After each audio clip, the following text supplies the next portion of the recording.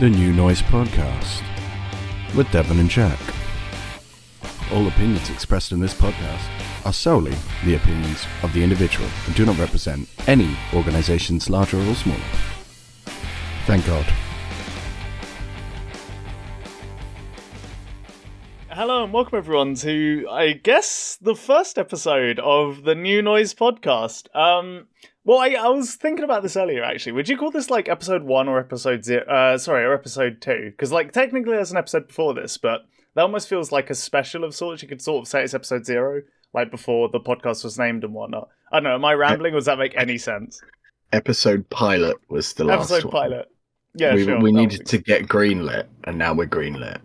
By us. Yeah, obviously. Okay. Well, we're the most important people, so, you know, it just makes sense that we are not only the, the defendants, but also the jury. But hey, anyway, how have you been? Yeah, good. There's always so much music. Yeah, way too much music. And this week we had, I say week, this is probably going to be fortnightly. I don't know, we'll sort of work that stuff out as we go along. But we had 5 records to cover. And first of all, I'm just going to say, please, can we never again cover 3 1-hour-long records? I cannot promise that. The next one, you're probably going to suggest like a 2-hour record for the next one as well, aren't you, or something? Well, like we'll see what comes out. Let's see. I mean, I guess we all... God, no, genuinely, I was saying this to you earlier, it's just like, I wanted to make sure that I had notes for the vast majority of it, and listening to everything in one giant chunk this morning, just 3 1-hour records back to back to back was not the one, was not a vibe. Wouldn't recommend it, but hey, that's all fine. I figured before we get into the actual records, is there anything like, are there any other, like, I don't know, albums or EPs or songs that we're not covering that you want to mention or have listened to or anything? Coming out recently, there's been like quite a few cool things that I've just thought like, this is neat, you know? Yeah. Like the new Fucked Up record's pretty decent. Oh, okay. Yeah, I thought that was pretty fun. Like pretty standard fare as they go, but like a good time. Are you? Were you into all of the stuff they've done before? Yeah, mostly. I think they sometimes go a bit overboard, but this one's pretty concise. Oh, nice. Okay, all right. I listened to what was the one with the giant smiley face on the cover? Do you know the one I mean? Yeah, I know the one you mean. I can't remember what it was called. Dose Your Dreams. Dose Your Dreams, that's it. Yeah, that one's cool. That's the thing. I heard a lot of praise for that record. I felt like it was just way too long for what it was trying to do. Like stylistically, yeah, that's it was what interesting, but that's what I mean. They need to cut it down, right? Like, yeah, and they've done that here for sure. What else? There's I might enjoy it then. Actually, New Yola Tango is really good as well. Oh, that was one of the suggested records, but didn't end up making the cut. Actually, yeah, I should actually check that out. Oh, it's absolutely worth listening to. They rarely make anything bad, but this one's really, it's just really well put together. It like shows all of their sides of stuff. It's really cool. Okay, cool. Yeah, I'll have to give that a shot. I know there's a new Young Fathers as well. Actually, I don't know if that's actually out yet, but it is. Yeah, but I haven't listened to it a huge amount. I think it's, from what I've heard, it's one of those ones that needs a bit of time. Sure. Okay, fair enough. I mean, honestly, for me... Oh, yeah, go on. Yeah, no, I was just scrolling through all of these things I've got to listen to. I'm like, okay, cool. It's a huge what else? Yeah. Was there anything else for you? I've got more. There's... Yeah, no, I feel like you always have more, honestly, so yeah, I can't say I'm surprised. But there hasn't been a ton for me, honestly. I've mostly just been focused on listening to these records. Like, I feel like there's been a couple singles here and there I've checked out, but I can't remember what they were. Honest to God, though, the biggest piece of music-related like thing that's happened since the last episode would definitely be what you've already pointed out to me. Mars Volta coming over doing London shows. That's beyond exciting. Yeah. I'm kind of hyped. Yeah, no, genuinely same. It's rare these days that I get that excited for a live show, but yeah, I mean, even as a relatively new fan of the Mars Volta, just the fact that their playlist has been very heavy on like Francis is it's a pretty exciting prospect, honestly. I'm very excited to see him. But yeah. Was there any other records? Oh, loads. I'm gonna say you probably didn't hear it at all, but the Murder Capital, I don't even know who they are. They're an Irish post-punk band, bit sort of like, bit dreamy, a bit sort of posty, a bit, but sort of a lot of everything. Cool. It took me a while to get into that record, but it's really good. And before I lose my mind and take up half an hour of the podcast to talk about things we're not even going to talk about, did you hear the revisited Artists in the Ambulance, the Thrice record that they re-recorded basically with like loads of guests? Oh, I didn't know they were doing that, but honest to God, and I feel like this is going to make me a fair few enemies, I've just never got Thrice. I just don't think they're very good, to be honest. What if I told you that there is a Thrice X Holy Fawn track? Wow.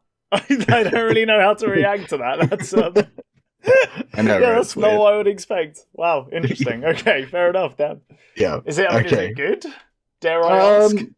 It's better than the original, in my opinion. But again, full disclosure, I never really vibed with the original. It was a bit too, that style for me. Sure. Yeah. No, I mean, that's just Thrice in a nutshell for me, to be honest. Oh, yeah, they're a bit like, I don't know, yeah, they just feel like a band that are almost, this is just the genre trope incarnate, and it just never really, did much for me, I don't know. Like songwriting never struck me as anything special, like, the performances and production are fine, but, that's about it, really. It's alright. Well, people seem to absolutely love them who like the same kind of things as me, so I feel like there's probably something I'm missing, but I'm not there yet. That's the thing, though. It's because I'm in the exact same camp, and there's a good number of bands that I didn't get for a long time. Like when I was younger and, listening to all the kind of teeny bopper metalcore stuff, you'd kind of go from that and go on to, or at least for me, I went on from that, moved on to more kind of mathcore type stuff, and stuff with a bit more, I don't know, atmosphere to it, and just is generally a bit more expansive. And an obvious band as a crossover was always Deftones, but I never got Deftones for the longest time. I only really feel like I got into Deftones in maybe the last 3 or 4 years. So yeah, there's always bands like that. I feel like Thrice also kind of fall into this camp, whereas I really feel like I should enjoy them, I just don't.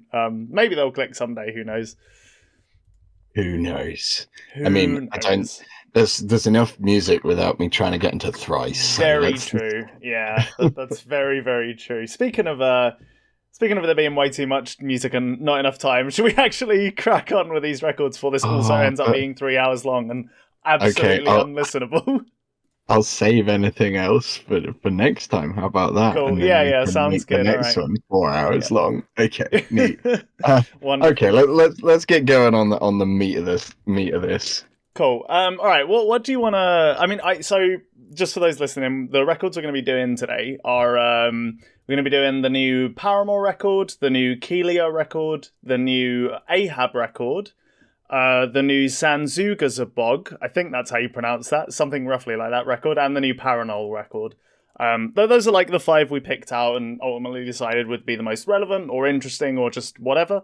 I don't know where you want to start. I don't know what Jack thinks of most of these records, and I have very much kept my opinions hidden from him. So hopefully, how about we start with the record that I will need to teach you to pronounce? Sure, and that is not. Yeah. Somehow you managed to pronounce Sanguisugabogg fine, but you mispronounced Kelela. Oh, it's Kelela. Okay, all right, yeah, cool. Let's start there. This man. Okay, neat. Yeah, that's a good place to start. Let's start there. Cool. All right. Do you want to go first? Shall I? Take it away. Cool. I want to hear what you thought because I'm interested.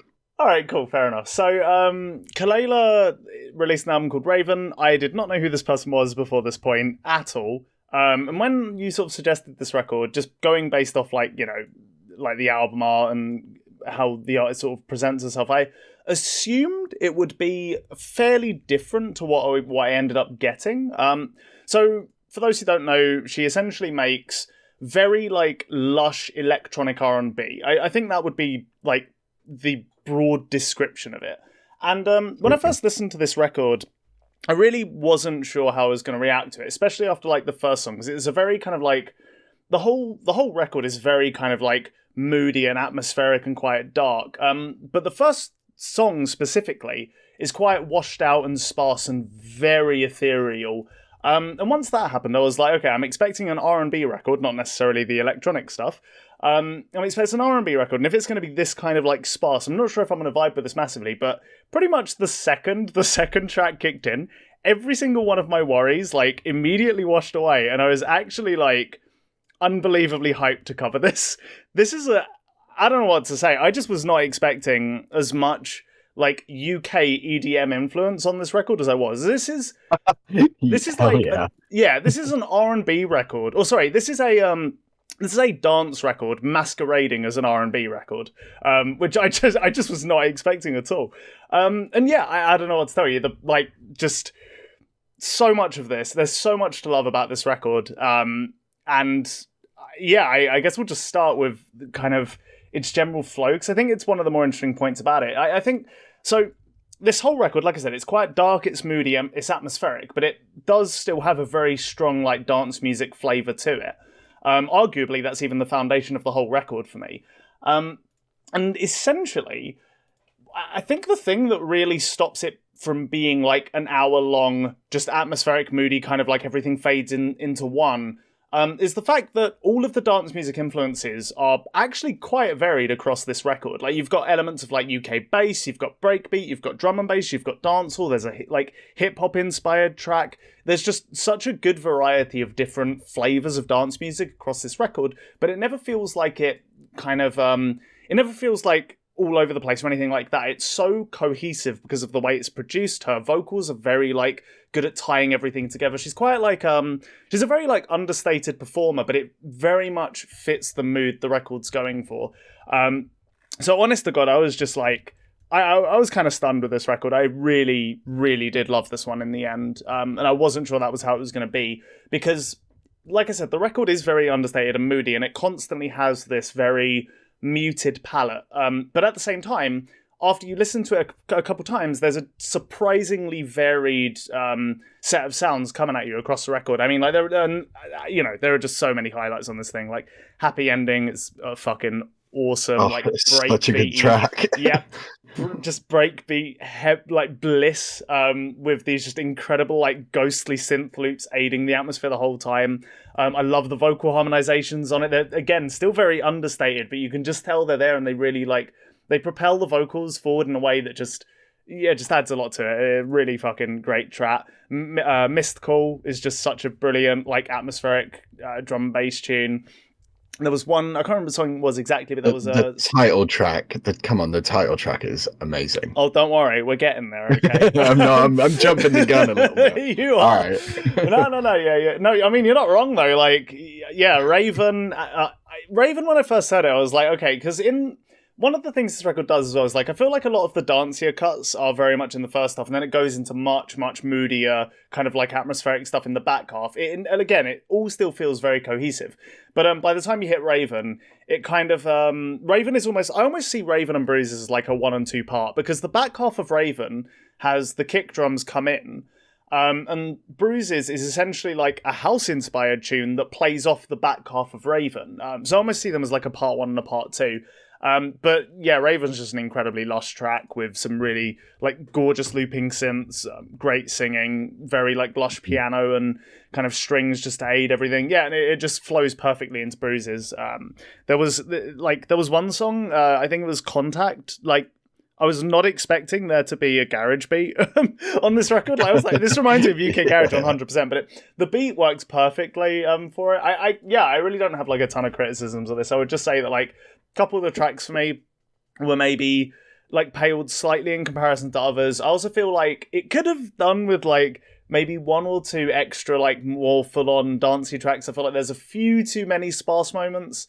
And other than that, maybe I would just say like you could also solve that problem slightly by just like maybe making it a bit shorter. I'm not sure which would be like the better solution in my opinion, but overall I just love this record. It's a very lush, good record. So I've gushed for too long. Please take the stage. Wow, I mean, you've covered a lot.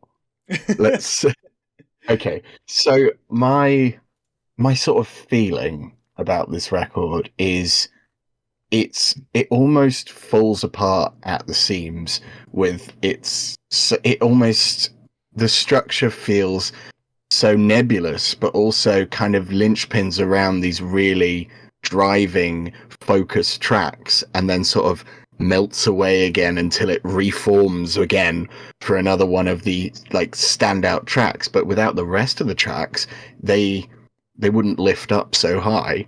So it almost feels like this has been extremely meticulously put together, the sequencing, the way it flows from one track to another. There's a lot of themes on this record.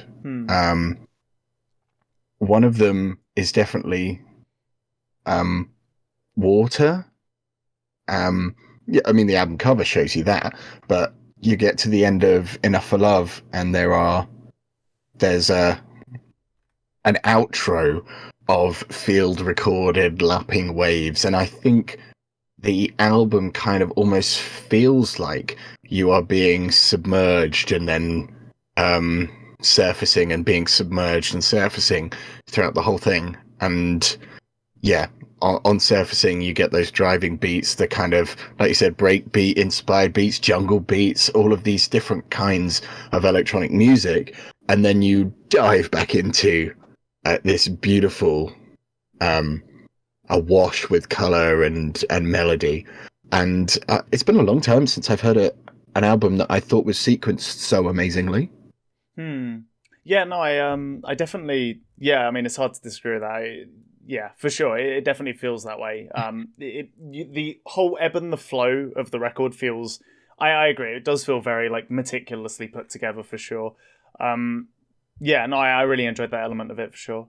I guess the only thing I would say is, do you not feel like, the only thing is, I do feel like a couple of the tracks on the back half do feel like this is just a bunch of like too many of those more sparse, like washed out, essentially underwater moments. I feel like it's almost a bit back, how to put it, like it's weighted towards the back end of the record, a little bit too much in my opinion. But I don't know if you thought that really. I didn't really. The main, Okay. I think, yeah, there are more driving tracks near the start, but I didn't think that was to the album's negative at all. Sure. I think, okay. if anything, it kind of worked for it. I got a feeling at this record that I thought kind of almost felt like it was. I imagined myself sort of in the back room or by the bar, a wall away from a 2000s like underground dance club, and I could hear bits and pieces like through the wall, and then sort of almost the whole thing, and then not quite the whole thing, and then I'd pop through like to the dance floor for a track or two, and then head out back, and then come back, and it just kind of immerses you into almost centers you in that space. And yeah. It's so funny you've said that, actually, because one of the notes under general notes I've written is the whole thing feels like a dark, introspective club night.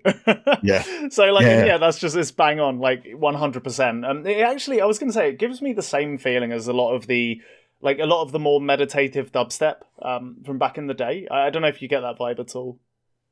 I mean, I totally do get what you mean by that vibe. I mean, it's in places less bass focused, of course, but of course, yeah. But the vibe is absolutely there. That time period, that scene, those feelings. Yeah, I think that's the core thing. It's like those feelings from this type of electronic music. Just that's the through line for sure. I was honestly, one thing I was quite surprised about is I assumed she was American. So it really took me by surprise that this sounded so like she is American. UK. Yeah, well, she is, but she moved to London recently, apparently. I don't know if that was before. Yeah. I don't know if that was before this record was released or what. I don't know, but because I just I assumed she was American. I mean, she is American. You're right. But as a result of that, I just was not expecting this to sound as UK as it does. But I mean, this record was released on Warp, which I mean that kind of speaks to where it sits at and where its influences are from, right? 100%. Yeah, when I found that out, it made so much sense. Second I saw that, I was like, yeah, of course, it's a record on Warp. Yeah, perfect label for exactly this kind of thing. So, yeah. All right.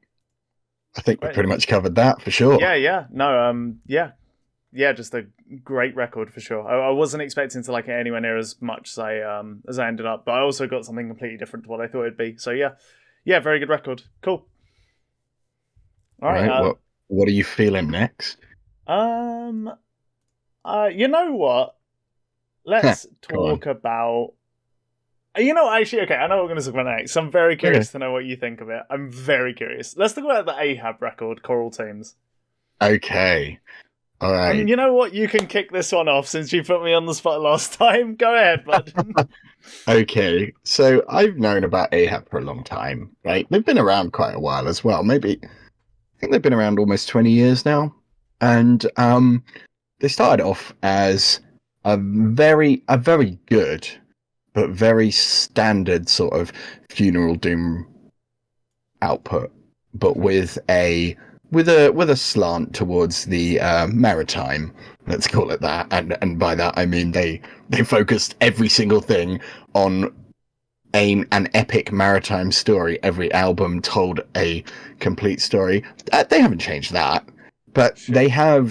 they've definitely pushed their sound towards something I think that is almost a more mature version of what they basically honed for 10 years. And I love this record. I think it is probably up there with their best records. It is, as every one of their records is, a long ride. Okay? And it is a slow one. The record's themed after, I think, Jules Verne's 20,000 Leagues Under the Sea, which, I mean, come on, a metal band, Jules Verne, it's not exactly breaking new ground, but I think what they do with it is take that source material and really tell a emotional story with it, which is something, I mean, doom metal's not well known for telling a vast multitude of emotions. It's usually one very intense, very similar sadness and anger and desolation. That's what Funeral Doom is supposed to be. And I think this is more than that. And a big part of that is the cleans on this are so theatrical. Oh, They're 100%. Yep. they're something that they haven't done a huge amount before, and I think they really take their sound to somewhere that they haven't been before, and that's the best thing I think about this album. That it starts off with the wildest start to an album, this slow and this kind of meditative and this quiet in places, but just absolutely blast beating you in the face. Yeah, when that happened, I was genuinely wondering if I had the right record or not. Because I remember asking you, "Oh, you mean the Funeral Doom band, right?" Put it on. I was like, "Wait, what the hell?" Almost like I did a double take for a second. I was really like, "What is going on?" Yeah, I'm actually undecided on whether I think that's actually a good start or not, but it definitely gets your attention. And then the first track kind of elongates itself out. There's a lot of clean vocals. It sets up the narrative it's going to try and draw on as it goes forward. That goes through to the next track. Pretty good, but fairly standard kind of chuggy, doomy track. I think the record improves from the third track onwards. I think the first two they're good tracks, but I don't think that they feel as unique to their place in the album as compared to the rest of them. From then on, yeah, I think it only gets better. Mobilis Immobile is a fantastic track, very heavy, twisty, changey. I think the standout track is the title track. I think the title track is incredible. Interesting. I know it is very slow. It is very deep and dark and miserable, but it almost feels like I'm being told a story. And I haven't heard an album this year that's done such a good job of setting tone and telling me something. And Egressomnia and The Maelstrom are both also incredible tracks. I think Esoteric showing up at the end of Maelstrom really leaves the album on a high. I mean, nobody sounds like the guy. So he only adds to the theatre, I think, of this album. Yeah, I think it's a brilliant record. I think, and it sounds like you probably agree with me, it could have had a little bit of cutting. Oh, yeah. Okay, so, right, that's super interesting, because I'm super curious to get your opinion. Wait, sorry, have you got more to say? No. I was just going to say, I think that that's just what you get with a band like this, is their one major flaw is always going to be that this is not something you put on at breakfast. It is something you sit with and focus on. Sure. Yeah, no, that's totally fair. Okay, so I'm super... Okay, I really wasn't sure where you were... what side, what you were going to lean on this, because I knew you suggested it, but you never really shared an opinion on it, so I was super curious to know what you thought of it. And I gotta say, there's elements of what you say that I really agree with, and I think that your overall description and kind of the vibe you got from the record is all very fair, but I ended on the opposite end. I did not enjoy this record as much as you. Oh, wow. Okay. I wouldn't say it was... So here's what I have to say. I think there's elements of this record that are genuinely incredible. The band just sound absolutely fucking monolithic. Like, when this record sounds big, it sounds fucking huge.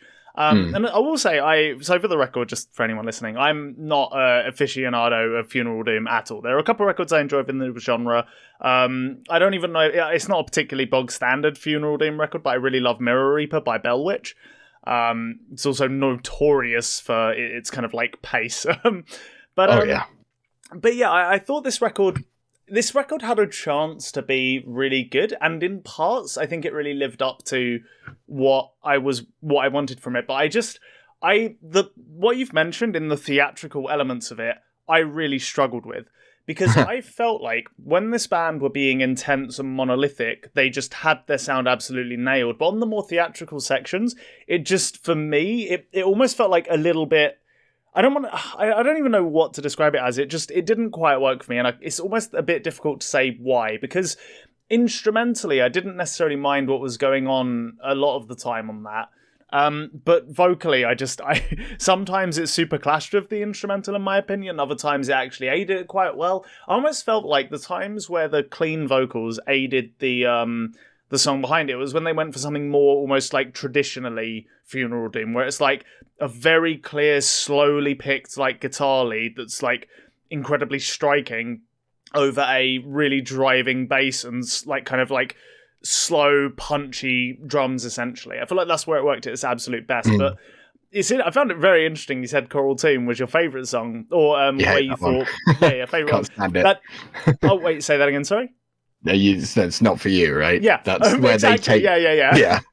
Yeah, that's where they take track, that. Yeah, they do that like the most there for sure. Yeah, exactly. Yeah. So yeah, it was just this one was kind of a mixed bag for me in the end. One thing I will say is it was very interesting because I didn't know how out there for the genre this was, because like I said, I'm not super familiar with it. And actually, after listening to this, the first thing I did was like, okay, what record should I check out? And I found out about Esoteric through this record, and then also found that they're like a classic, project for the style. So I'm definitely going to go and listen to some of that before. Yeah, so that's kind of like next on the list to do. But yeah, I totally agree. I feel like the intro 2 tracks are not the best tracks for sure. I felt like the opening track itself just felt a little bit all over the place. I didn't expect such an intense opening, and one thing that I think really it almost displays the duality of this record is the production. I feel like at times the production aids the kind of thick, all-encompassing, just like meditative vibe the record's going for, and other times it ends up just making the guitars a bit too muddy and it lacks punch at certain points where I feel like it could really benefit from it. But did you have much of a problem with the production, or was that not really an issue? No, I think the production's pretty great. So, interesting. I wonder.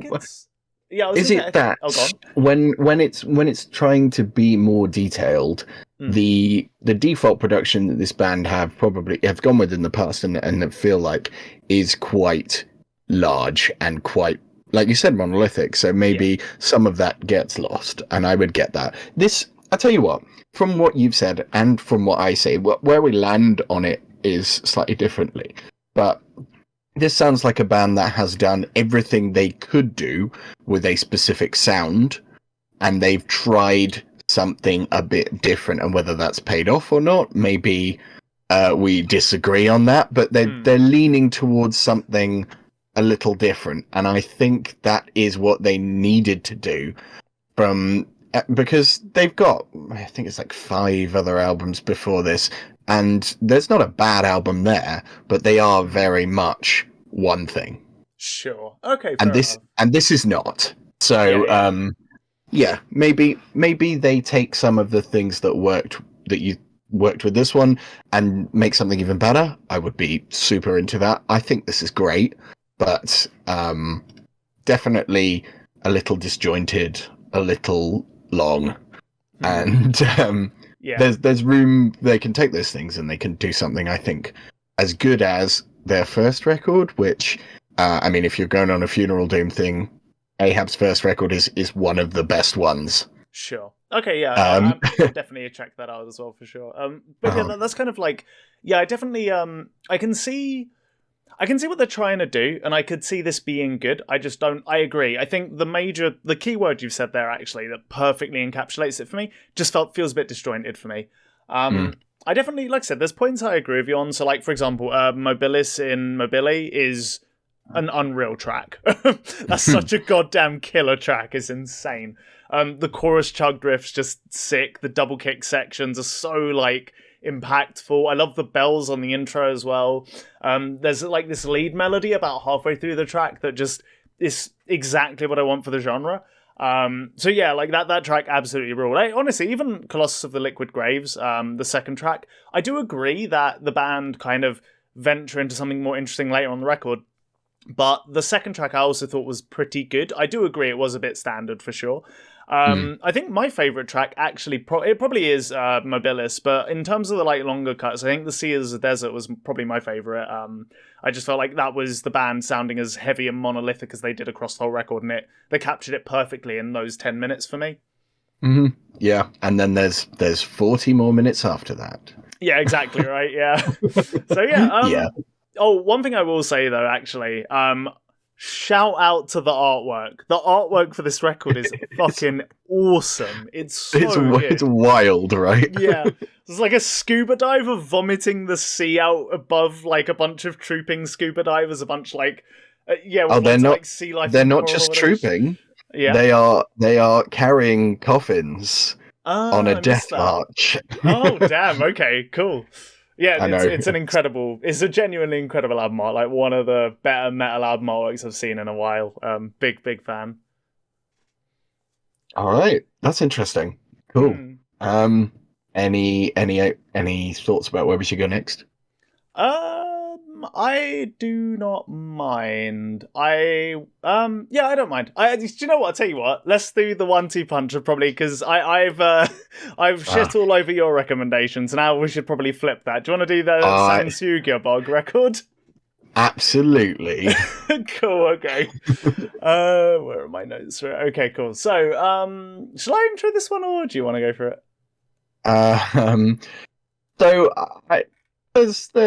We can both take it. This is, I think, so here's my pronunciation. I think it's Sanguisugabogg, because Sangui is like blood, right? And I assume Sugabogg is some other thing. I don't know what it is, but that would make sense if it's Sanguisugabogg. Sanguisugabogg. Yeah, that roughly checks out, I think. Sure. Also, just a quick one before we dive into the record.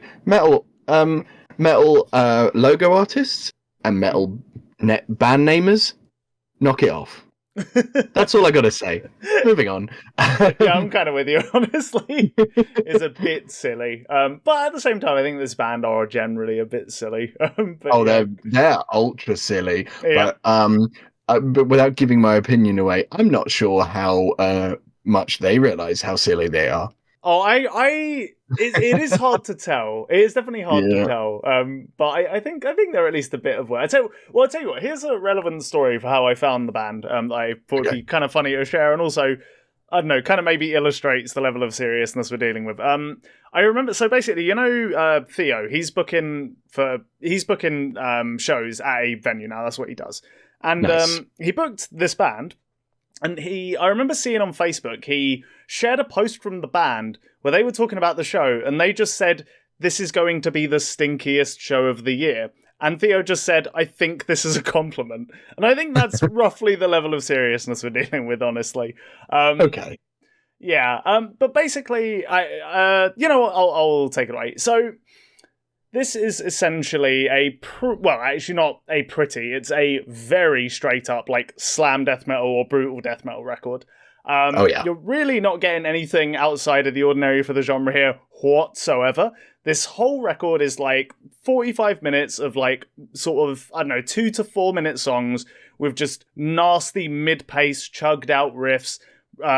Drumming with the snare drum that has that really high ping sound. I love the snare sound on this record. It tickles me in a way that few other things do. But essentially what you're getting in this record is just a bunch of like very fun like slam metal riffs. There's decent progressions on each track. I don't know if I'd say necessarily the songwriting is like anything super impressive, but they at least clearly have like a good idea of how kind of the flow of a song should go, and it always feels like it has forward momentum, and each section moves into the next section like a reasonable sort of pace and is transitioned like well and whatnot. I would say the performances are decent.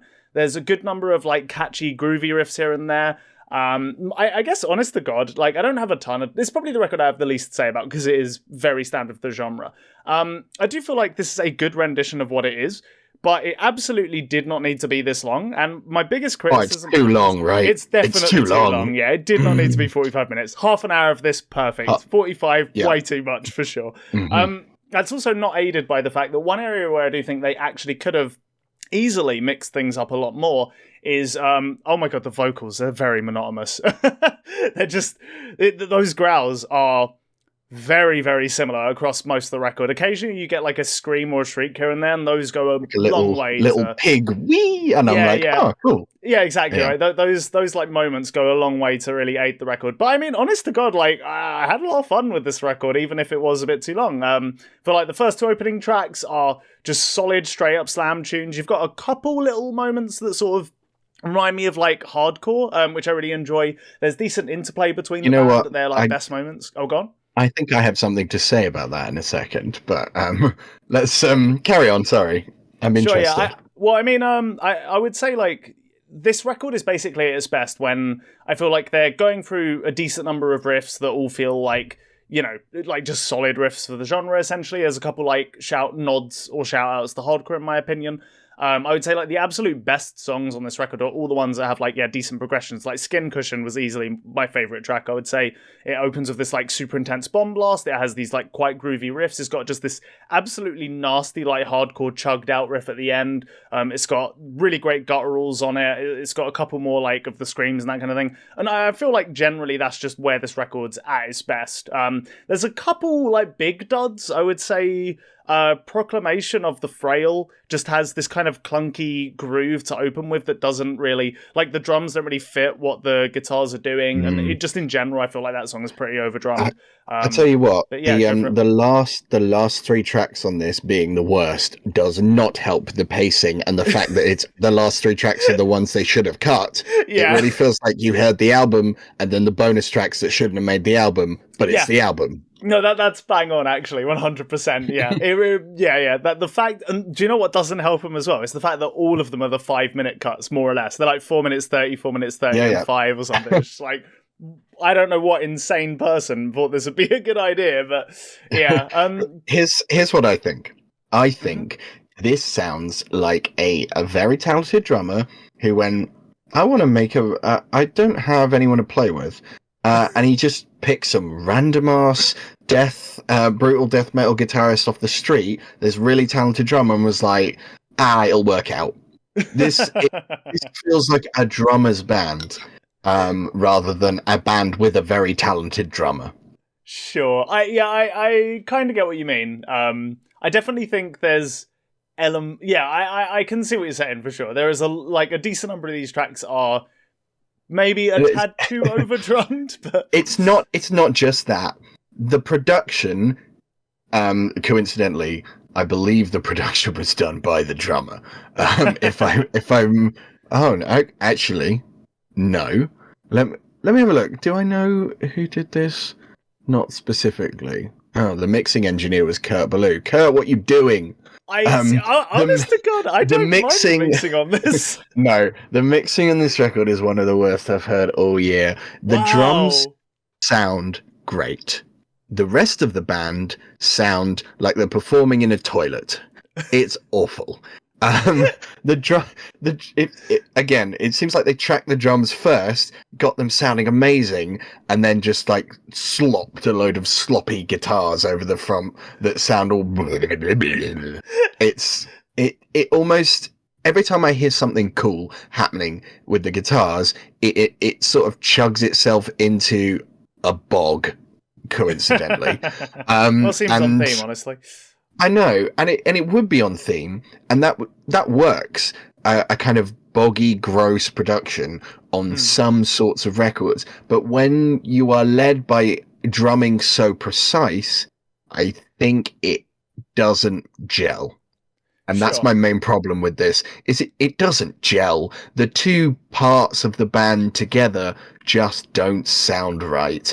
And when they get it right in bits of tracks, I think it can be quite good, but mostly they don't. It really is this sort of genre, brutal death metal, by the numbers, with a buzzsawy hardcore-esque guitar edge to it that sounds trendy and cool, but doesn't work for this kind of music very much.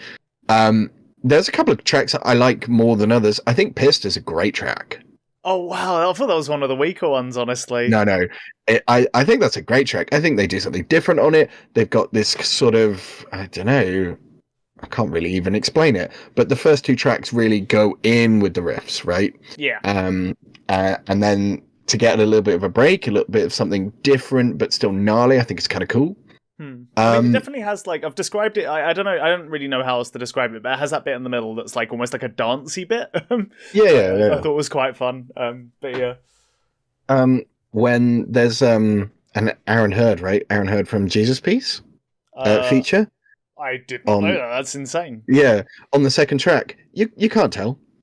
Yeah, because the production makes all the vocals sound the same. Yeah, exactly. So they wasted a cool feature, and I don't know, man.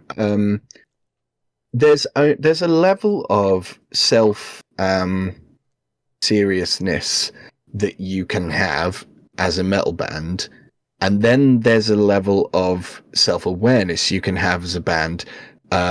Those two things don't work together if all your songs are about butchering and blood and stupid bullshit like that. If all of your songs are about that, you have got a song called Testicular Rot. Like, that's not metal. That's just like kind of it's a bad time. Yeah, I mean, yeah, right? you're not definitely, yeah. No, there's all these songs about, oh, I really want to eat human flesh, num num num num num. I'm like, oh, come on, guys, you're not 12. That's not cool. It's not even dark anymore. The world's going to shit. Someone munching on a finger ain't going to do it for you. Yeah, no, I definitely, I agree with you on that part. Whenever it comes to this very genre, silly. Like, yeah, it does. It's almost a little bit eye rolly. It's not even like. It'd be one thing if it was like at least novel, but it's just been done so many times. I do kind of agree. It's like, oh yeah, another gory death metal band. It's and also, been done so many times for sure. And also, right? Okay, you're trying to shock me with your ooh, that's so gross, but I can't understand what you're saying, so it doesn't matter. Right? Like, I'm not saying that the vocals like this should be audible, what the lyrics are, but if the point of your lyrics is to gross people out, I'm not grossed out reading the lyric sheet, okay? I'd feel like a little nerd pulling out a paper lyric sheet, looking at it like, wanting to eat your insides. No, come on. If you're going to creep me out or gross me out, you have to do it in a way that I don't have to investigate to get to that point. Sure. And yeah, no, fair enough. I just don't gel with that. Again, the drummer, amazing musician, brilliant musician. Someone he should have hired other people who are as good as him, and also he should have got someone to produce the rest of the band as well. Fair enough, damn. All right. So, a bit of a production job disaster, in your opinion, then? I just don't like it. Yeah. I listened to a couple of their earlier stuff on before, and the EP, the Pornographic Seizures EP, way better, and it's 11 minutes long. That's what I want from this band. Sure. I don't want 45 minutes of the same song with slightly different sections and that I can't understand. Yeah, no, that's fair enough. I can definitely understand. That is the main thing I would say. Like this, I 100% agree. I don't know why this is 45 minutes. It's just an insane length for something like this, in my opinion. But no, fair enough. I just did not. I found it interesting. The production is the main thing. So I feel like I've heard that complaint a little bit, maybe from like I don't even know where, but just somewhere I was just reading up on what a couple of people thought of it. I think. But I just really did not run into that problem with this record at all, personally. But yeah. What if I told you the last album that they did was the track titles are much funnier, and it's very obviously tongue in cheek. This one not so much. There's a song called Dick Fillet. Come on, that's funny. There's a song called the first 3 tracks are called Menstrual Envy, Gored in the Chest, and Dragged by a Truck. That's funny, okay? Yeah. The interlude is called Interlube. That's funny, okay? That actually is pretty funny, yeah. Yeah. All right, yeah. You know, I'm kind of with you, yeah. Fair enough. They've lost that funny anymore. You're just talking about people who want to eat people. That's not funny. Get over it. Okay, sorry, I'm done. All right. No, that's totally... Go off, King, absolutely. But no, I guess, like, it sounds like ultimately we actually kind of agree. Maybe I just fell on the positive side and you fell on the slightly more negative side, essentially.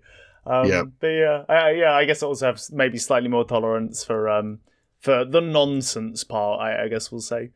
But yeah, cool. All right, fair enough. Next record? Should we do something totally different?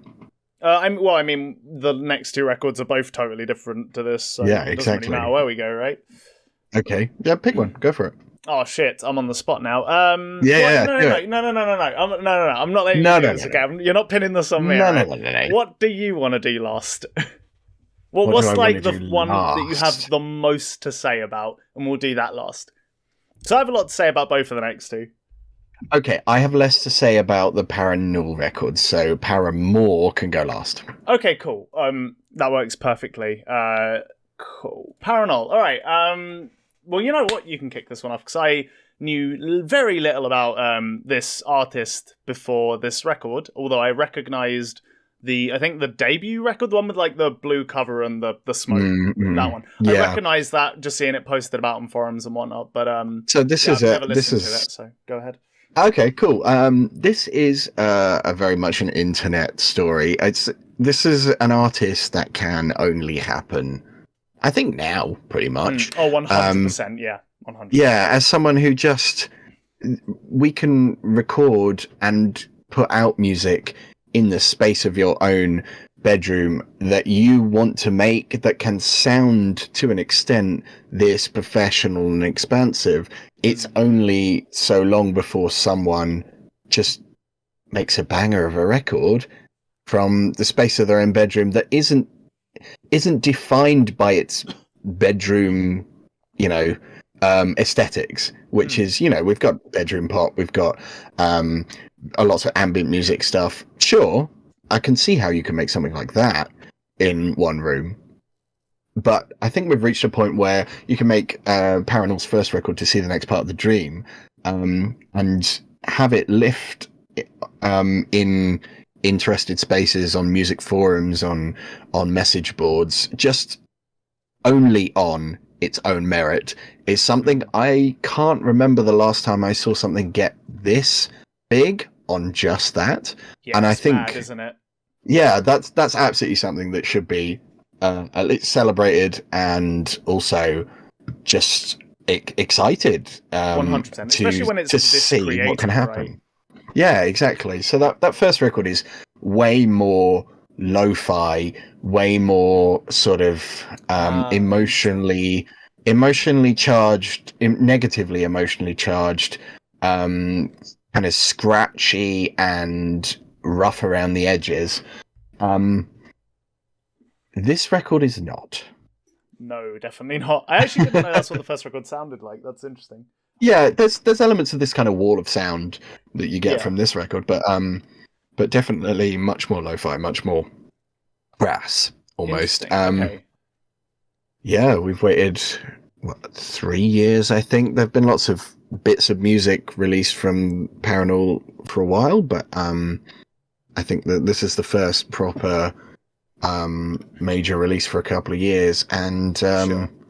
yeah, it sounds nothing like I think anything that they've done before, and I wonder.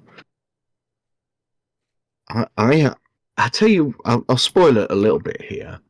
I Go have for it. fairly mixed feelings on this record.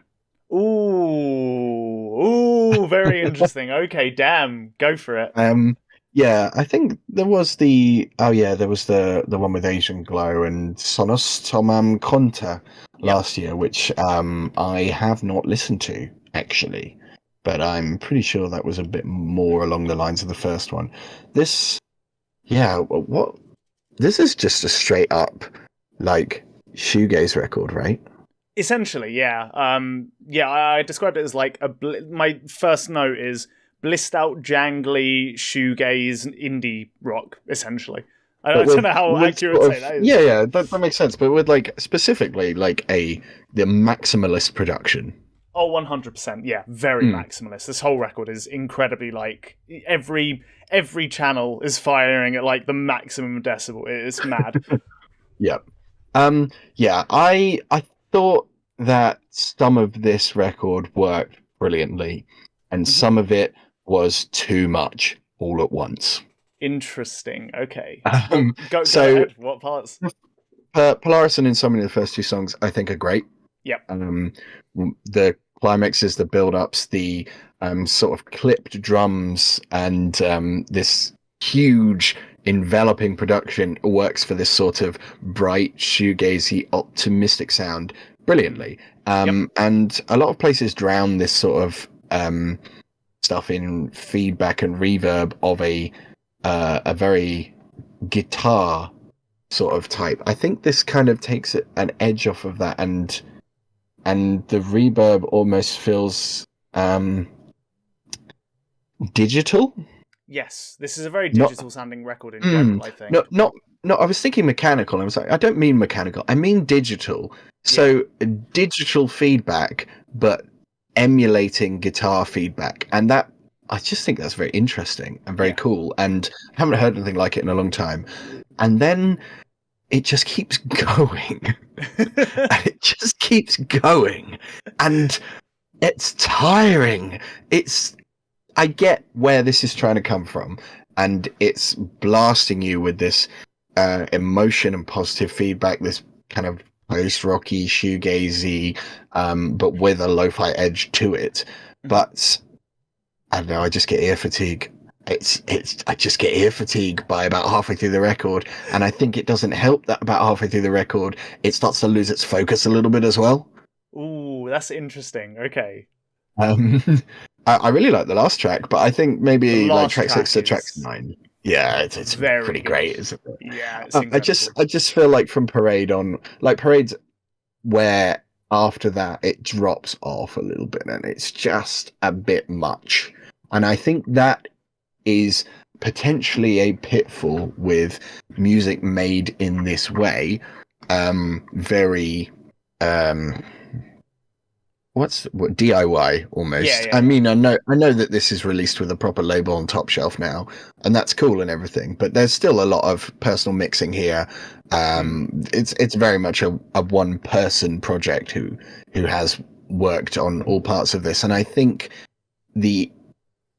as someone who's made music in the past myself, there is you don't have people telling you to cut. Yeah. And I think that might be a slight problem with this album, is without it being a less collaborative record means a less one vision, and usually people are not very good at cutting their own babies, and No, absolutely not. I think that's probably Terrible, you happened. could even say. Oh yeah, I think that's happened a little bit here. It's not that clearly they have just a brain exploding with musical ideas, and maybe some of them required a bit of time and other projects to really get the most out of it, rather than all being put here so they can be put aside and onto new things. Sure. All right. Do you want to get more specific on like different tracks and stuff? Yeah, I mean, I can do. I basically agree with everything you've said, and it's interesting because like this is kind of what I was getting at, where I don't want to do another 3 records that are an hour long each, but maybe it's just the records we covered. I don't know. I completely agree. I am not as mixed as you. I think I'm overall more positive because I'm just so enamored with this. Almost like you said, it's like this feels like a record of like maximalist blissful positivity, and it's just such a unique feeling. It's so uniquely euphoric, in my opinion, at least in the way it's doing it. Like I really can't think of much else that sounds like this or makes me feel the way that this does. So I think I was a bit more enamored with just the unique elements of it, but I do overall agree. I don't think I would specifically like pick out a point where it gets worse. I think overall just the whole record is so full on, and there's a couple tracks that just aren't quite as interesting as the others. So for me, it was a bit more spotty as opposed to like after this point, this is where it went downhill for me. I would say like We Shine at Night, which was the slightly more pop inspired one. There was like a pretty like the vocally led melody was a large part of that song. I felt like that song held my attention a little bit less than the others. I liked Sketchbook, but it was also like a slightly weaker one. That would be exactly where you would say it went downhill. Yeah, Yeah, and Sound Inside Me, Waves Inside You was also one of the ones that I just didn't really vibe with as much. That one was a bit more like low key, but just I like that one was almost like it was the one where the first half was essentially like guitar led ballad with strings, and then sort of you have the electronic interlude in the middle. And then there's some interesting bits with like bass and strings at the end, but that it just didn't grab me massively, really at all. But I felt like throughout the whole record there were good moments. Like Imagination and Blossom would be 2 back half tracks that I actually think are really great. And we've both mentioned After the Magic, the closer, which is just like a fucking incredible track, honestly. So I would slightly disagree on exactly like what or not what the issue is, because we agree on that, but it's more just like where it lands, I suppose. It is very full on though, and I did also get ear fatigue listening to this, at least in one sitting for sure. Especially with the fact that like I've listened to this twice today because it was one I listened to at least. Couldn't do that. Yeah, exactly. So it's definitely a touch too long. But I just there's just so much going for this record. Like the fact that it is so bright and euphoric. Actually, it's interesting because this kind of, I don't know if you'll catch this, or agree with this, I should say, but this kind of reminded me a bit of Nordic Giants. I don't know what it is exactly. I think it's maybe the like electronic elements blended with like the very like post-rocky bits, but this is a lot more maximalist for sure. So I don't know exactly what it is, but... It could also be the bad production. No, there's never been a Nordic Giants track where they got the production right, 100% right. That's actually that's very true. Honestly, that band are a lot better live for that exact reason. Yeah. Actually, I completely agree. It's like I feel like with that band, everything just. I don't know how they do it, but whenever I listen to a Nordic Giants track, it always feels like every other Nordic Giants track. Like, it feels so... I feel like they mute their sound in there. I don't even know how they do it. Here's the thing. Getting off topic a little bit here. That's fine, go. Nordic Giants as a post-rock band are very, very average. Nordic Giants as an experience... as a media experience are unrivaled. Yeah. As a stage show with like the actual video for each song and whatnot, like it's just such a unique experience. That's what gives the song's personality. Yeah, 100%. I totally agree. It's the visuals, it's their costumes, it's the lights. I feel a little bit of that here, you know. If there was something more to to give each track a bit more personality rather than it feeling like it was just everywhere in your face constantly. I think there might, and a bit more dynamism, that would be what really rounded this out from something I thought was good to something but don't want to listen to all that much to something I keep returning to. Yeah, no, I largely agree. I think I would say I'm slightly more positive than you. Like, I would say this isn't just good for me. I'd say it's actually pretty great. But I wouldn't say I love it for the exact same reason. It's just a bit too full on the whole way through. Each song at times like bleed into each other a bit too much. It's interesting we've compared this a lot to post-rock and brought up post-rocky bits, because there are like solid post-rock sections where it's just like the back huge crescendos, right? Yeah, 100%. But it's not even just that. It's like he'll commit an entire back half of a song to like one massive climactic, like slow growing idea, you know? We don't know that Parannoul. We don't know the gender of Parannoul. Oh, I didn't know that. Fair enough. There's nothing known about them. Oh, is it they are the one? I'm assuming they're the ones doing the vocals, right? Okay, fair we don't know. Oh, all right, interesting. It sounds like a dude singing. That's all I can say. But yeah, fair. It could be, right? Yeah, just gonna throw that out there. Yeah, no, fair. Another wild thing about this sort of music, right? Like, you can picture someone you think is behind this. It could be someone completely different, yeah. Yeah, I mean, it's very likely that it is a guy, but it could be anything, could be anyone, could be multiples. Who knows? Yeah, no, that's a fair point, actually. Yeah, no, that's correct. Yeah, all right. I guess I don't. Do you have anything more to say on this one, or not much really? I think. Okay. I will listen to everything that they put out because there's gonna be some. I know a lot of people seem more positive on this than me, but I think there's going to be something that gets me one time, at least. Yeah, no, I definitely, I was surprised how positive people are on this as well, for the exact same reasons. Yeah, it's interesting. I mean, not to say that, like, you know, it's undeserved, because like I said, I think for me, the unique elements of this record really do make it stand out. I just think in execution, it's just a little bit subpar. So, yeah, I don't know if I could really knock it or the praise it's getting. You know, it's a really cool story. I didn't know this was like a single person that produced it and like or you know, essentially like a bedroom record. I had no idea. I think I like maybe sort of got an inkling to that. I mean, after listening to it a couple times, but that was about it, really. I think there's more going on here than there was in other ones, but I still feel like this counts as something, you know, DIY, just from the fact that it seems to be one vision and one work behind most of it, with a couple of extra things thrown in. Yeah. I do. One thing I will say as well is, like, again, it's almost like, it's kind of funny to mention this because the production job does blend everything into this same kind of like sonic frequency. So it all hits in the same way, but there's actually like a lot of interesting instrumentation across this record. There's like horns, there's bells, there's weird bits of percussion, there's you know, like acoustic drums, there's electronic drums, there's piano, there's just all sorts of stuff going on across it. So yeah, it's just that whoever's made this clearly has a lot of talent, and I'm very curious to see where they go next, because I definitely think I feel the same way about this as I did with oh wait, no, actually maybe there wasn't another record and I'm just thinking of this one, but basically I feel like this is a very, very, very good idea, and I could see it being refined and really loving like a next project, essentially. Yeah, I'm the same. I mean, I'm interested and excited.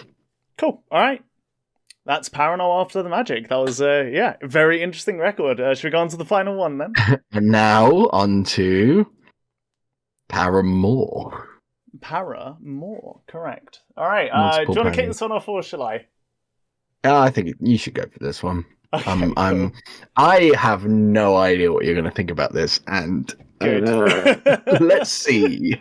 Good. Okay, so I don't know if you still think the same things that you did when you first suggested this, but so when you first brought this up to me as like a thing we should cover, you essentially said that like the first song is a banger, and then after that it's just sort of fine. So okay, firstly, for those who don't know, I'm sure everyone's familiar with Paramore, but for those who don't know, Paramore have essentially, in the last couple of records, taken like a bit of a left turn in their career trajectory, or musical career, whatever you want to call it.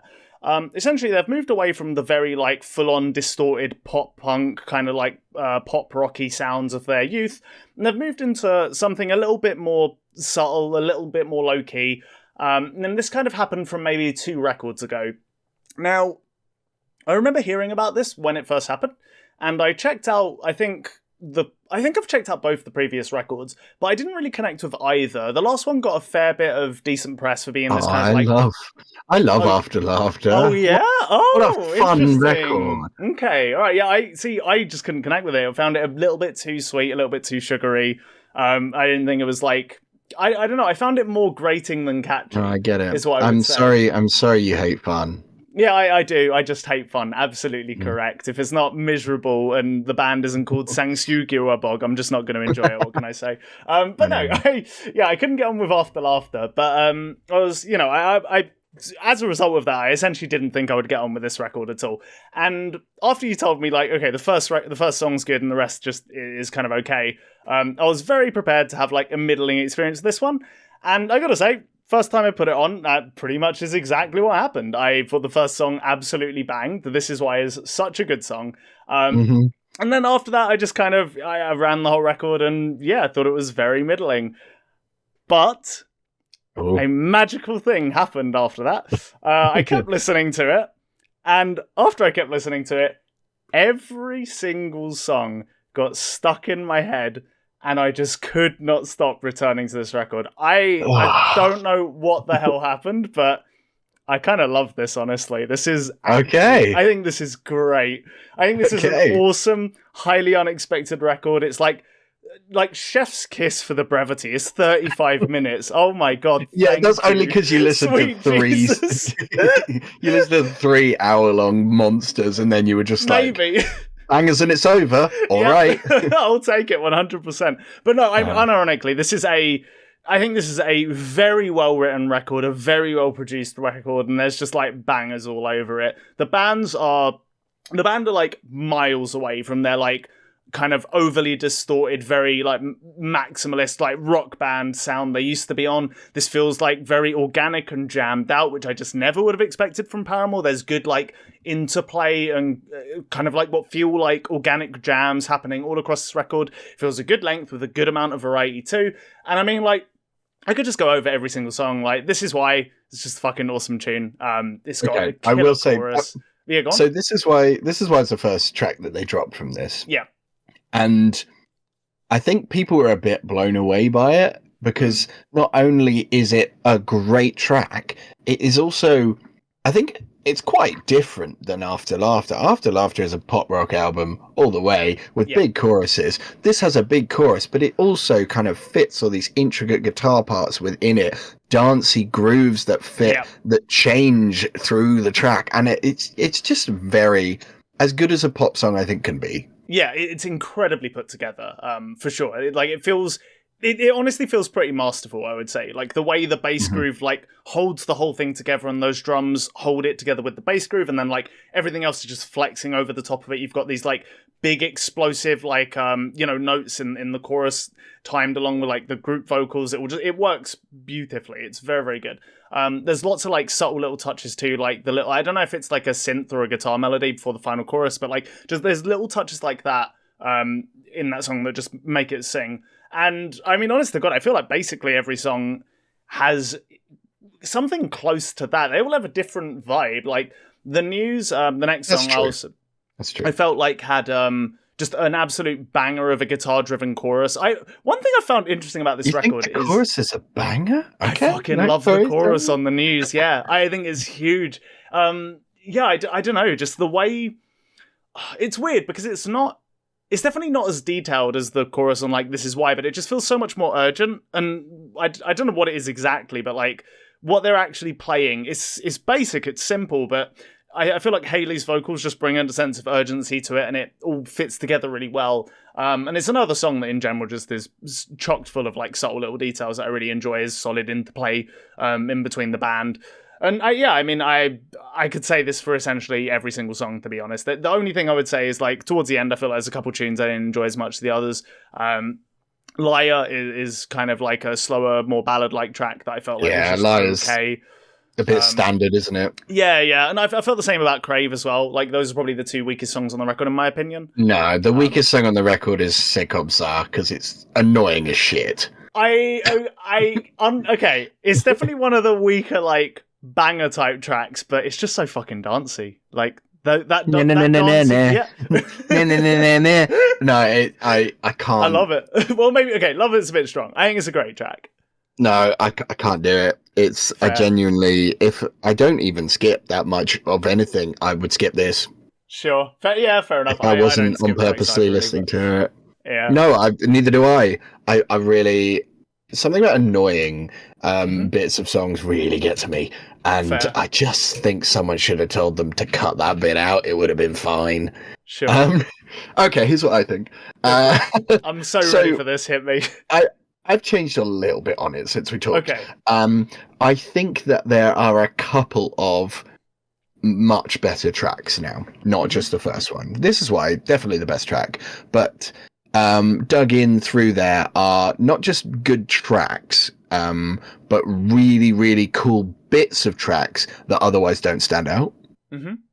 And whether that's like a little groove that the band get locked into, or a tiny little guitar lick that they do something really cool with that interplays with the melody, those little bits almost seem like where the record could have gone. Instead, it feels a little underbaked towards the middle and the end. Okay, I really think that there's these amazing little bits, and then they don't do anything with it, or they take a really cool little passage and then they're back to, another more standard section, and it feels like missed potential when I hear how great a song they can write, and then another, and how great a bit of a song that they can write here and there and here and there, and it doesn't really come together. And also, I just don't think the lyrics on this album are great. I think that's fair, but I will say, okay, so one thing, this is just like a general personal bias I have, like, lyrics and vocals in general very rarely do anything for me in either direction. So, like, I think most lyrics and vocals kind of like end up in this very big middle area of some being like a bit better than average, some being a bit worse, but they generally don't swing me. I think for me, lyrics and vocals have to either be exceptionally unique or exceptionally well done, or absolutely god awful for me to really for it to sway my opinion. Really, I'm big on. I think lyrics and lyrical content, as well as vocal. I'm separating them from vocals for now, but I think they are some of the most important part of a lot of music, especially I think you can default your lyrics, and that it's not necessarily a negative, just not a positive. Sure. But I think if you take a swing and it misses, it can be a huge detractor to a track. And masterful lyrics and amazing lyrics used in a very certain way can be some of the best things about a song. And here, I think they want to talk about important, big issues and big things, but. And here, I have this problem with a lot of music, honestly. It's usually bigger artists and bigger and things that are more on the pop side of things than other. When they take these big swings at big targets, whether they're as much as I agree with the general things that they're saying, I feel like the lack of specificity can really hurt that and turn something that is really earnest into something that feels like it's trying too hard. Sure. Okay. So, fair.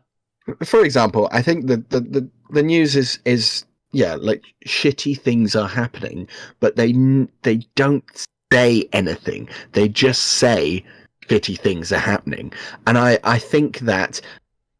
I mean, Paramore have always been a punk band. Mm-hmm. I think the job of getting political with your lyrics as a punk artist is to really use them as a weapon. This isn't using your lyrics as a weapon. This is complaining. Sure. Because there's a big difference between, you know, what the news is about, which is, you know, big things like the Ukrainian war and terrible things that are happening in the world, right? There's a big difference between saying this is a fucked up situation and there are people to blame and I'm angry about it. And when you lose that specificity, it comes across like, I really wish I didn't have to hear about this. Sure. And I think that's what a lot of the lyrics on here lose a little bit. They're taking these sort of, you know, big things that they really clearly care about, but they feel too sanitized and they feel too unspecific, and it really hurts it a lot. And that's just, I mean, that's just the lyrics. I still think that, you know, a big track can save that, but yeah, I think that's my main problem with the album, honestly. Sure. Oh, okay, that's interesting. Yeah, and the fact that the songs aren't as good, but you know. Yeah, yeah, fair. No, I can see what you're saying. And I would even say I agree to some extent. They definitely I do agree. I guess here's the way I would phrase it personally. I think this might be the core difference, and it goes back to what I was saying earlier about how I weight lyrics almost. For me, this feels like I get what you're saying 100%. I think you're pretty much bang on, to be honest, but it just doesn't bother me because it isn't like, I don't find it like particularly bad. It's just almost not good. You know, it hits smack bang in the middle. It's just like, it's fine, it's serviceable, it's whatever. They're not saying anything particularly interesting because the lyrics aren't very specific. But I guess for me, it's less of like, this isn't very specific, and it comes off as, like you said, for you, it comes off a little bit like just complaining almost. And for me, it's just like, it's so broad that it almost doesn't come off as anything. It just kind of is almost there to do its job, so Hayley has a melody to sing or whatever. Sure, but After Laughter, right, is an album where I mean, clearly the lyrics are about having a bad time personally. In that album, whereas this is an album about lyrics of bad things and bad people and bad actors and bad systems. I feel like vagueness in about lyrics about personal things can be okay. Vagueness about target when you're talking about specific targets feels hollow, whereas the other way around doesn't. And I think that's why the lyrics on the last record resonate with people a lot, and I think they sound quite good, like Hard Times or Fake Happy. This album, it just feels like a swing and a miss in the lyric wise, whereas the other one didn't, even though they're both about as vague as each other. It's just the topics that they're vague about mean a lot when it comes to the end product. Yeah, no, that's totally fair. I can definitely understand that opinion. I guess it's just, for me, it's not something that especially bothers me. Like, I feel like if they were more specific and these songs were more conceptual, I feel like it would be another point in the album's favour rather than anything else. At least for me, like, it doesn't feel like it detracts. But I can definitely understand that opinion. That makes a lot of sense, honestly. But yeah, I mean, I think to some extent I was just so taken aback by the fact I liked a Paramore record that I was like, what the fuck is going on here? Like, you know, it's almost something I didn't consider to some extent. But I can definitely I definitely see what you mean, because like, it's very, even like I said, as someone who wasn't super paying attention to lyrics, I was just enjoying the jams ultimately. You know, you can obviously pick up on kind of what she's getting at across the board, but you are right, like, it is never ever specific. I do get the impression slightly, and I totally understand why this would frustrate you. It doesn't bother me as much, but it does feel like she's trying to, it does feel like she's to some extent not trying to rustle any feathers. But yeah, I guess all I can say is, just for me, it's like a personal bias thing. That just doesn't, it just doesn't bother me as much, basically. But yeah, that's right. Yeah, I just like, there's so many great grooves on this thing that I kind of overrode it for me. I'll give you that. There's good tracks. I love You First. I think You First is a really good track, actually. You First is an awesome track, yeah. I really loved them. I think Figure Eight was probably my other favourites on the record. You First and Figure Eight is a nice little one-two punch, peak. Yeah, I even thought Big Man Little Dignity was pretty good as well. So here's my thing with Big Man Little Dignity. I think there's the chorus is, again, just absolutely awesome. And I love the like dreamy kind of like synth melodies just over the top of it sound great, give it like very ethereal feel. For what it is, obviously, it's still a pop track ultimately. But just that, I find that guitar, the guitar riff over the verse just really clunky. Yeah, I mean, like, it's not as good as the two after it. I just thought, like, that one grew on me a little bit. And then you're right, Lyre and Crave aren't great. The final track is, how would I put it? It's a good closer. Yeah, I really like it personally. I think it's a really good song. Yeah. It's not like amongst the absolute highest grade material on this album, but I do really like it. Funny little thing, actually. You know the song "Running Out of Time"? The opening to that. I don't know if you caught this. It sounds a little bit like My Chemical Romance's Planetary Go from Danger Days. Like, just the intro. After it kicks into the groove, they go to totally different areas. But like, I don't remember that song. Oh, okay, fair enough. Do you know what it is? It's one of my mates was like really loved that song specifically and quite like the album. Okay. And I was very much like, I just don't get it. So I just heard that song a ton. But no, it really reminded me of it in a way that I was absolutely not expecting. But yeah, I guess that's pretty much everything. This has been a solid little set of very different records for sure. I mean, hopefully that's going to continue. I quite like covering everything. Yeah, same, 100%, absolutely. Cool. What would you say? Okay, I'll tell you what. Last question of the episode. What was like your favorite? Was your favorite album the Ahab record then? No, it's the Kelela record, definitely. Oh, okay, sure, yeah, cool, all right. That's my favorite, and then I think the Ahab record is very good. Well, yeah, it's not as like, you know, groundbreaking and yeah, of course, yeah, and put together as that record. I just have a soft spot for it. And I think it's really cool. No, yeah, that's totally fair. Okay, cool. All right. I mean, I don't think there's anything else I've got to add about any of these records. I think we can basically wrap up. How about you? All right. Yeah, I think that's good. There's plenty of stuff coming out soon. I'm excited to talk about it. Oh god, yeah. There's honestly probably going to be too much stuff to talk about. So we'll chat about that. In the mid period, I guess. I don't know what you'd call it. The in between episode part. But yeah. No, I mean, cool. Good set of records, honestly, for the most part. I think the Kelela record was also probably my favorite. It's like either that or Paramore. They both they both have like very different flaws, I guess. Yeah. So yeah, I just but those I was not expecting to enjoy either of them as much as I did. If you told me when we first decided on the records, oh, these will be your two favorite records of this slot, I would not have believed you. There's 0% chance it's happening. So it's been a bit of a strange 2 weeks, but there you go. We're doing a good job then, aren't we? Absolutely the podcast correct. is working its magic. 100%. Yeah. Mm-hmm. All right, cool. Awesome.